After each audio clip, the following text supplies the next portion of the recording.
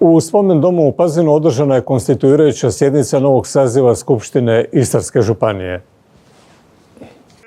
U prvom dijelu sjednice, na kojoj je prisustvovalo 36 od ukupno 37 vijećnika, predsjedala je pročelnica stručne službe Skupštine Vesna Ivančić. U uvodnom je dijelu čestitala vijećnicima županu Boris Miletiću te njegovim zamjenicama Gordani Antić i Jessiki Aquavita. Obraćajući se prisutnima, župan Boris Miletić naglasio da današnji dan nosi težinu, ne samo zbog formalnosti i konstituiranja Skupštine, već i zbog svega što su građani Istarske županije rekli kroz ove izbore.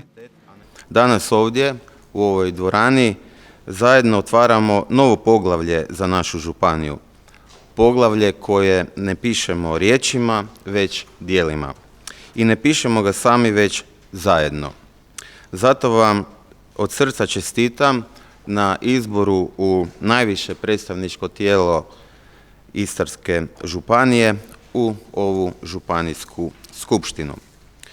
Konstituiranje županijske skupštine je više od administrativnog čina.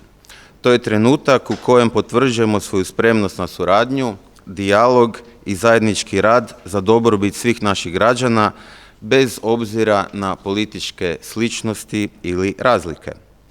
Danas formiramo temelj demokratskog odlučivanja u Istri za naredne 4 godine.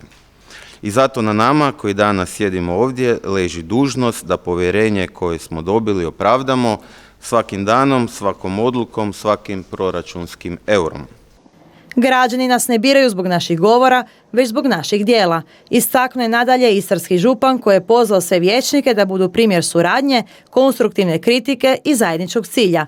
Istra je regija koja ide naprijed, ali nikad ne zaboravlja vrijednosti na kojima je izgrađena.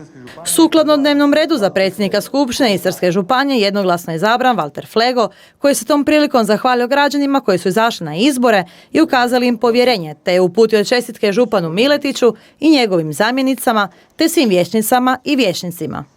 Potom je zahvalio na ukazanom povjerenju i dobivenoj podršci da bude 7. predsjednikom Skupštine Istarske županije. Lokalni i regionalni izbori su iza nas i pripala mi je velika čast, ali i odgovornost presjedati ovom našom skupštinom, našim istarskim parlamentom. Vi ringrazio ancora una volta per questo.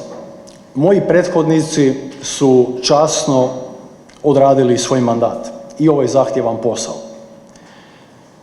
Hvala svima njima jer su bez diskriminacije, uvreda i govora mržnje vodili rad ove skupštine.